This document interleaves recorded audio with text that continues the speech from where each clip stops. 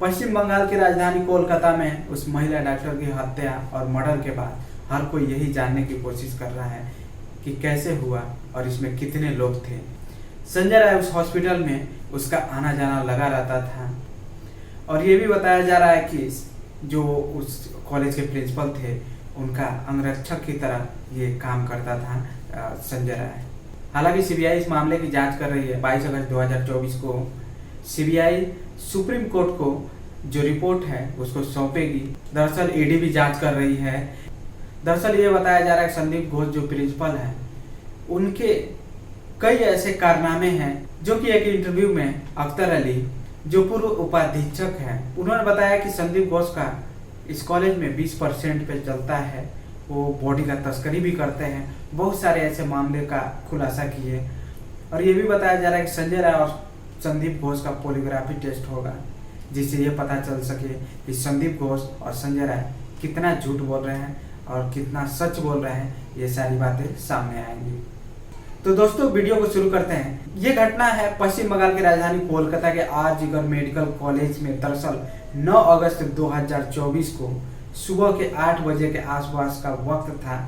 तब पीजीटी के स्टूडेंटों को पता चला कि तीसरी मंजिल पर सेमिनार हॉल में एक महिला ट्रेनी डॉक्टर का लाश पड़ा हुआ है। ये सूचना मिलते ही वहाँ पे जो डॉक्टर होते हैं वहाँ पे पहुँचते हैं। पहुँचने के बाद खबर दी जाती है। जब वहाँ पे डॉक्टर पहुँचते हैं तो वो सबसे पहले सूचना देते हैं एचओडी अरुण दत्ता एंड संदीप घोष को। उसके बाद जो संदीप घोष होते हैं वो फ़ोन करते हैं वाइस प्रिंसिपल संजय वरिष्ठ को और वहाँ पे 4 और डॉक्टर को। उसके बाद और उस घटना स्थल पे 4 और डॉक्टर भी पहुँचते हैं, वाइस प्रिंसिपल भी पहुँचते हैं। मेडिकल कॉलेज के प्रोफेसर ने दैनिक भास्कर को ये अपनी जो जानकारी देते हुए ये पता चला कि जानकारी के आधार पर हम आपको बताने की कोशिश कर रहे हैं कि सेमिनार हॉल में 4 खास व्यक्ति जाते हैं संदीप घोष के जो उस वक्त प्रिंसिपल हुआ करते थे। एक का नाम होता है सुमित कुमार, दूसरा तपोदय विश्वास, डॉक्टर सुशांत कुमार राय और अभिकडे। इसमें 2 व्यक्तियों को जिम्मेदारी दी जाती है यानी कि सुमित और तपोदय को कि घटनाक्रम पे जो हुआ उसको कैसे हैंडल करना है, क्या बताना है। ये सारी चीज़ें जो है संदीप घोष जो प्रिंसिपल होते हैं वो इनको बताते हैं। और संदीप घोष के द्वारा ये कहा जाता है कि अगर मीडिया या जो भी आता है और इस घटना के बारे में यही बताना है कि ये एक सुसाइड है और इसके बारे में कोई जानकारी बाहर ना जाए, इसके लिए संदीप घोष तपोदय विश्वास और जो सुमित होता है उसे पूरी जानकारी देते हैं, बताते हैं कि इसको ऐसे करना है। और उसमें जो 2 थे यानी सुशांत कुमार राय और अभिकडे, उन लोगों की जिम्मेदारी दी जाती है कि लॉस को वहाँ से पोस्टमार्टम के लिए ले जाया जाता है। उसके बाद जब पोस्टमार्टम हो जाता है और एक नॉर्मल एफआईआर दर्ज किया जाता है जो कि खुदकुशी का होता है कि इस लड़की ने खुदकुशी की है। और वही लोग उस लड़की के माता पिता को फ़ोन करते हैं और बताते हैं कि आपकी लड़की का तबीयत खराब है। और कुछ देर बाद वही लोग फ़ोन करके बोलते हैं कि आपकी लड़की ने अपनी जीवन लीला को समाप्त कर ली है। इसके बाद उसके घर वाले भी परेशान हो जाते हैं और वो जानने की कोशिश करते हैं कि कल ही रात में हमारी बेटी से बात हुआ था, ऐसा कैसे हो सकता है कि हमारी बेटी आत्महत्या कर सकती है। और वहाँ से फिर वो आते हैं उस हॉस्पिटल में, उन्हें 3 घंटे तक इंतज़ार कराया जाता है। और ये जो व्यक्ति थे उस लाश को पोस्टमार्टम से लाने के बाद इन्हें सौंपते हैं। 3 घंटे बाद उस महिला के माता पिता उसे अर्धनग्न स्थिति में देखते हैं तो हैरान हो जाते हैं। ये खुदकुशी नहीं की है, इसके साथ रेप और मर्डर हुआ है। और उसके लाश को उसके माता पिता को सौंप दिया जाता है और उसे जलाने के लिए बोल दिया जाता है कि इसका अंतिम संस्कार कर दो। धीरे धीरे ये बात सोशल मीडिया पे, टेलीविज़न, अखबारों तथा सोशल मीडिया पे ये सुर्खियाँ बिटोरने लगता है। इस मामले की जानकारी जब पुलिस को दी जाती है और एसआईटी का गठन किया जाता है तो उसमें एसआईटी ने जब इस मामले की जांच शुरू की तो सबसे पहले सीसीटीवी कैमरे को खंगालना शुरू किया। उस रात क्या हुआ था, कब कौन आया था, कब गया था, तो पता चलता है कि वहाँ पे एक ही व्यक्ति गया था जिसका नाम है संजय राय और वही उसका अपराधी है। फिर उसका जो है जांच किया जाता है। उसको अरेस्ट करने के बाद उसको कस्टडी में लेने के बाद पूछताछ करती है। पूछताछ के बाद उसके घर भी जो है सीबीआई पहुंचती है तो पता चलता है कि सबूत मिटाने की संजय राय ने बहुत कोशिश की, यहाँ तक कि कपड़े भी धुल दिए थे, लेकिन उसके जूते का जो ब्लड लगा था वो उसने साफ करना भूल गया, जिसकी वजह से पूरा ये क्लियर हो गया कि ये जब उसका जांच कराया गया तो पता चला कि वो उस महिला लेडी डॉक्टर के ब्लड से मैच कर गया। और जो घटना पे ब्लूटूथ डिवाइस मिला था वो संजय राय से मैच कर जाता है। उसके बाद सीबीआई को भी ये कंफर्म हो जाता है कि कातिल यही है, क्योंकि संजय राय एक सिविक वॉलंटियर था और वह उस हॉस्पिटल में आता था जाता था, उसका कोई रोक टोक नहीं था उस हॉस्पिटल में आने जाने के लिए। और उस 3rd फ्लोर पे जब वो उस रात गया था उस समय भी कोई उसे पूछताछ नहीं किया।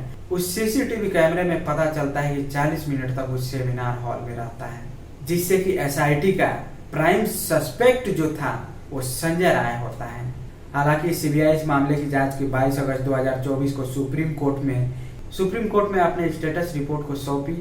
उसके बाद भी जांच जारी रहता है, लेकिन इस बीच सीबीआई के रडार पर आते हैं 73 लोग हॉस्पिटल से जुड़े, सबकी जिसमें 1 नंबर पे आता है संजय राय।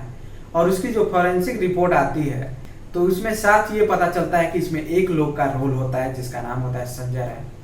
संजय राय उस घटना स्थल पे वही गया था। संजय राय उस सेमिनार हॉल में जाने के बाद उस महिला डॉक्टर के साथ जो बर्ताव किया, उसका हत्या और रेप के बाद उसके डीएनए रिपोर्ट और फोरेंसिक रिपोर्ट से ये क्लियर हो जाता है कि एक व्यक्ति ही है जो इसका कातिल है। ये गैंग रेप नहीं है बल्कि ये रेप है और ये एक व्यक्ति किया है जिसका नाम है संजय राय। अब संजय राय का भी पॉलीग्राफी टेस्ट होता है, बहुत सारे सवाल पूछे जाते हैं। हालांकि अभी भी सवाल पूछे जा रहे हैं, लगातार और आगे भी पूछे जाएंगे क्रॉस वेरीफाई के लिए। ये भी बताया जा रहा है कि पॉलीग्राफी टेस्ट का कोर्ट में कोई मतलब नहीं होता है, लेकिन सीबीआई अपनी तसल्ली के लिए अब तक जो भी पूछताछ की है क्या वो सही है, सही बोल रहा है या नहीं, जो भी उससे बयान लिया गया वह सही या नहीं, वो उस पॉलीग्राफी टेस्ट से पता चलेगा। जिसमें ये भी बताया जा रहा है कि पॉलीग्राफी जो टेस्ट है 4 लोगों को और किया जाएगा, जिसमें संदीप राय, संदीप घोष और उसके साथ जो महिला डॉक्टर उसके साथ जो डिनर की थी जिनका नाम होता है अर्का, एक का नाम होता है सुमित्रा। इसमें ये पता चलेगा कि कितना सच बोल रहा है और कितना झूठ बोल रहा है। इसे क्रॉस वेरीफाई करने के लिए संजय राय ने भी हाँ भर दी है और कोर्ट की अनुमति मिल गई है। संजय राय अकेला नहीं है, संदीप घोष जो कि इस कॉलेज का प्रिंसिपल होता है इस्तीफा देते हैं। जैसे उस मामले में बोले थे कि हमारी बेटी जैसी है, और उसके बाद वो इस्तीफा देते हैं कि मैं इस्तीफा दे रहा हूँ, और उनको 12 घंटे बाद फिर से चार्ज मिल जाता है। इसके बाद एसआईटी की जो टीम थी वो इस मामले की जांच कर रही थी कि आखिर क्या बात है और क्या मामला है, जिसमें संदीप घोष उस घटना स्थल पे जो उनके लोग पहुंचते हैं वो लोग उस सबूत को मिटाने की कोशिश करते हैं। यही क्लियर होता है कि संदीप घोष इस मामले में सबूत को मिटाने की कोशिश कर रहे हैं, लेकिन 22 अगस्त 2024 को सुप्रीम कोर्ट में जो पुलिस की लापरवाही सामने आती है, जस्टिस को भी ये कहना पड़ जाता है कि अपने 30 साल के कैरियर में इस तरह की बात नहीं देखी, पुलिस का रोल नहीं देखा है। जिस तरह से पुलिस ने ये काम किया है, संदीप घोष का रोल एफआईआर लेट दर्ज कराना, क्राइम सीन खुलेआम छोड़ दिया जाता है। बताया जाता है कि 15 डॉक्टर उस क्राइम सीन के इर्द गिर्द घूमे थे, उनके फुट के प्रिंट भी पहुंच जाते हैं। इस तरह की बहुत सारी चीज़ें कि पोस्टमार्टम पहले कराना, एफआईआर लेट दर्ज कराना, पोस्टमार्टम कराने के बाद लाश को इतनी क्या जल्दी थी कि लाश का अंतिम संस्कार करा दिया जाता है। अगर लाश होती तो सीबीआई उस मामले में उस बॉडी से कुछ सबूत और मिल सकते थे। उन्होंने ऐसा ही नहीं बल्कि एफआईआर खुदकुशी का दर्ज कराया, जिस मामले में जिस तरह के जो एफआईआर दर्ज होना चाहिए वैसा नहीं कराया। यानी कि संदीप घोष ने कानून की धज्जियां उड़ा दी और उनको भी रडार पर लिया गया है। 88 घंटे से ज़्यादा पूछताछ की गई तो ये बात पता चलता है। जैसे अख्तर अली जो उस पूर्व उपाधीक्षक होते हैं, उन्होंने बताया कि 20% का कमीशन इनका चलता था। अख्तर अली ने यह भी बताया कि डेड बॉडी का तस्करी करते थे। और ये भी बताया जा रहा है कि उस रात उस ट्रेनी डॉक्टर के साथ 2 और डॉक्टर थी जो मिलकर यानी कि साथ में उस रात को डिनर करते हैं। एक का नाम होता है अर्का और दूसरा होती है सुमित्रा। उसके बाद ये तीनों लोग डिनर करने के बाद बातचीत करते हैं। बातचीत के बाद जो ट्रेनी डॉक्टर होती है वो 3rd फ्लोर पे चले जाती है उस सेमिनार हॉल में आराम करने के लिए। बाकी ये लोग अपने ड्यूटी पे यानी कि अपने पेशेंट को देखने चली जाती हैं। तो सीबीआई इस मामले पे भी जांच कर रही है और जो सुमित्रा है अर्का है इनसे भी पूछताछ कर रही है कि उस समय जब डिनर कर रहे थे आप लोग तो क्या बात थी और जो ट्रेनी डॉक्टर थी उसके मन में क्या चिड़चिड़ा था या किसी बात को लेकर टेंशन में थी। ऐसा जो भी मामला आएगा जो सीबीआई इसकी जांच कर रही है उससे पूछताछ करेगी।